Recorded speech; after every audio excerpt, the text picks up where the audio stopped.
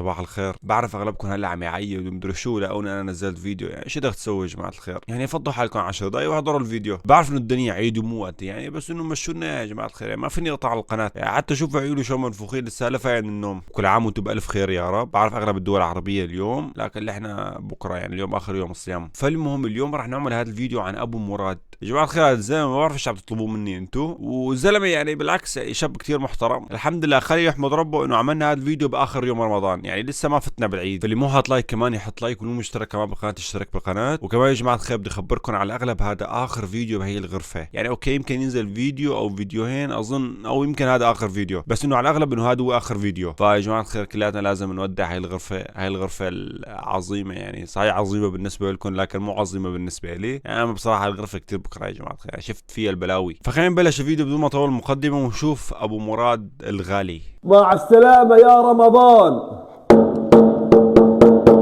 الشاعر فرحان خلص رمضان، بدهم ارجعوا كان قالوا بدهم ارجعوا احكوا مع نسوان. الشاعر فرحان ومبسوط، بدهم ارجعوا هاي السنة بدهم يحكوا مع نسوان.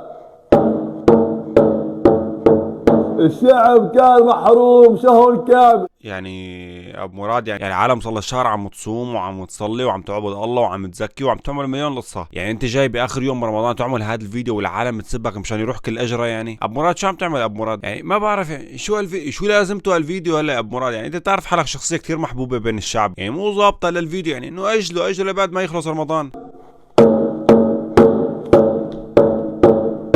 اشتكنا نحكي مع نسوان. مع السلامة يا رمضان. يا زلمه بايخ والله العظيم بايخ. لقى عم كمل فيديو قلت بلكي في شيء جديد مثلا نحكي شو عم تحكي يا ابو مراد؟ انت نفس الكلام عم تعيده. الشاعب بده ارجع ارجل واشرب دخان. لك اللهم اني صايم، بس لك الله يا رب هيك يمضي هذا اليوم على خير، اخر يوم يا رب العالمين، اخر يوم. يا اخوان انا لو مرتبط بنقعد انا وحبيبتي هون، بحط ايدي وين على كتفها، بنعيش حياه حلوه. اوه مستني هذا الشعور، متى بدي هذا الشعور؟ مين صاحبيتي النصيب وتعيشي معي احلى حياه. شوفي هون نقعد انا وياكي، شو بدك احسن من هيك؟ باي يا زلمه ابو مراد انت وين اهلك وين رفقاتك؟ يعني ما بشوفوا هدول الفيديوهات، يعني والله فيديوهات يعني انا اسف يعني ابو مراد بس والله بيخجلوا، يعني مو ظابطه انه تعمل هيك فيديو يا حبي، والله مو ظابطه. يعني الشباب اللي بصير بيطلع فيديوهات انه مرتي ووين مرتي وهون بدها تقعد وامتى بدي اعيش الله، يعني مو ظابطه تطلع تحكي قدام العالم. يعني يا ابو مراد يا حبيبي على كل انا ما بدي داعي على كل كلمه عم يحكي ابو مراد، لانه ابو مراد اللي احنا بنعرفه يا جماعه الخير عنده حاله خاصه. ابو مراد يعني طابق الفواني ماجره خالص، ما في طابق فواني يعني، فنحن بنعرف انه ابو مراد عنده حاله خاصه يعني.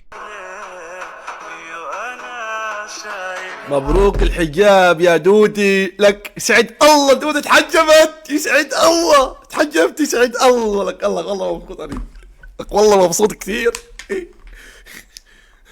يا اخوان. هاي من الفرحه السماعه وقعد، يعني من الفرحه انسوا يا اخوان. بدي احكي لكم شغله، دودي بس بشهر رمضان تحجبت، بس بخلص رمضان دودي بتشلح الحجاب. احكوا احمد قالها. باي.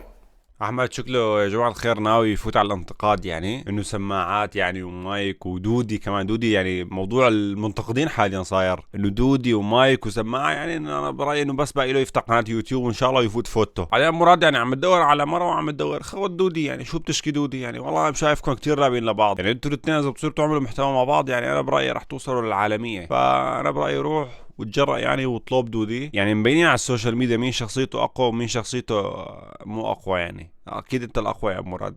بدوق 3 حبات عجوة عالسنة وربنا بدخلك عالسريع عالجنة. عن جد يا اخوان العجوة كثير طيبة، فيها فوائد كثير. مثلا انت مريض بتطيب على السريع، العجوة كثير مفيد. مراد حلو انه حلو النصيحة والسنة والعجوة وسنة الرسول تمام، بس انه يعني لا تبالغ يعني بالامور ابو مراد. يعني ما بصير انه مثلا انت مشان تقنع واحد تيجي تبالغ بالشغلة. يعني شلون انا بدي اكل انا عجوة وفوت على الجنة؟ شلون انت اشرح لي يعني شلون؟ يعني وين ذنوبي انا؟ وين الاخطاء اللي عاملون؟ وين الشغلات وين بده يروحوا هذول؟ بده يروحوا كلياتهم بالعجوة تبعك يعني يا ابو مراد؟ يعني شلون بدي اكل عجوة وفوت على الجنة؟ يعني شلون زبطت معك انت يا ابو مراد؟ يعني حلو انه عم تنصح العالم بس مو هيك يا ابو مراد، والله مو هيك. يعني بتحس العجوة اللي عند ابو مراد انه انت اذا اكلتها ابو مراد بيعطيك ورقة حرام موقع عليها بفوت على الجنه دايركت بدون لا حساب بدون اي شيء. يا ابو مراد والله مو هيك النصيحه يا عمري، والله مو هيك النصيحه. انا كثير بحب ابو مراد عن جد يا جماعه الخير، انا كثير بحب ابو مراد وكثير بحترمه، يعني هو شخصيه كثير اكابر، لكن مو هيك يا حبيبي، والله مو هيك. لا اله الا الله. قوموا على السحور، قوموا قوموا تصحر، قوم اكل لقمه هنيه وادعي لي ليل نهار. قوم على السحور، قوم ادعي لي ليل نهار. قوم تصحر، قوم ان شاء الله بتروح على الجنه. لا اله الا الله محمد رسول الله.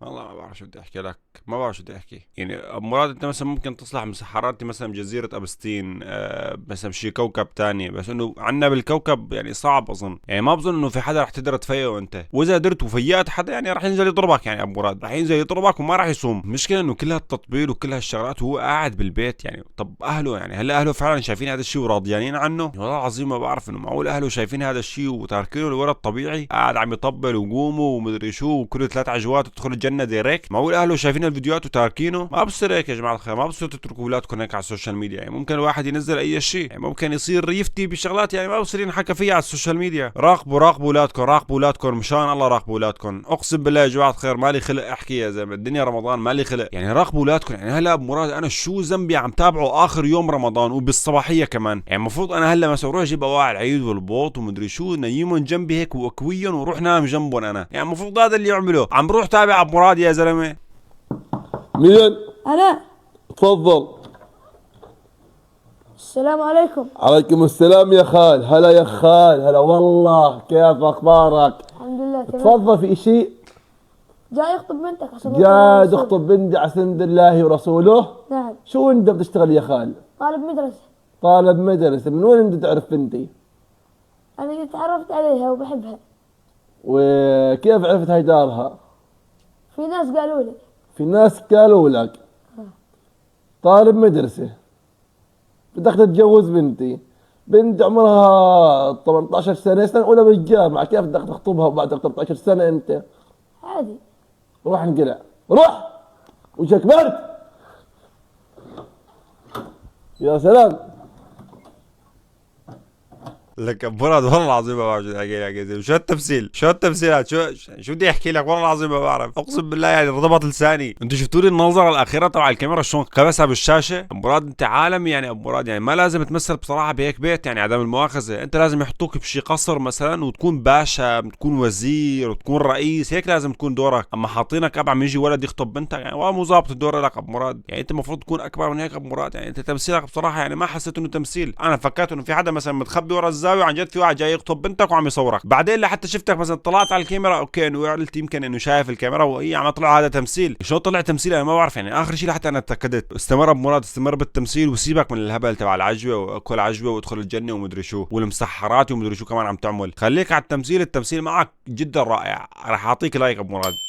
بس يا جماعه الخير رح ننهي الفيديو لهون. اكتبوا لنا رايكم تحت بالتعليقات على ابو مراد. هل بتشوفوا ابو مراد مثلا من الاشخاص الغريبه على كوكب الارض؟ هل بتشوفوا ابو مراد مثلا هو نظريه لشيء رح يحدث قادم مثلا بالمستقبل؟ ما بنعرف. هل مثلا كمان بتشوفوا ابو مراد هو مبعوث امريكي مثلا لحتى يطلع المسلمين عن دينهم؟ ما بنعرف نحن. فاكتبوا لنا رايكم تحت بالتعليقات انتم شو بتشوفوا ابو مراد. هل هو انسان طبيعي يعني؟ هل هو عربي مثلنا مثله، ولا انه مثلا شخص اجنبي يعني عم يحاول مثلا يفتت العرب، انه يبعد العرب عن بعضهم، يخلي العرب تطلع عن ديننا؟ ما بنعرف نحن. فاكتبوا لنا رايكم تحت بالتعليقات، واللي مو حاط لايك كمان يحط لايك، والمشترك كمان بقناه يشترك بالقناه، وحساباتي كمان بتواصل معي رح تلاقوها تحت بالوصف، ورح تلاقوا اخر شيء الصوره اللي ما لقى الحساب يعني. وبرجع بحكي لكم يا جماعه الخير كل عام وانتم بالف خير يا رب. لوف يو يا جماعه الخير، دمتم ما دام الوطن ويعيش الشعب، والسلام عليكم ورحمه الله وبركاته.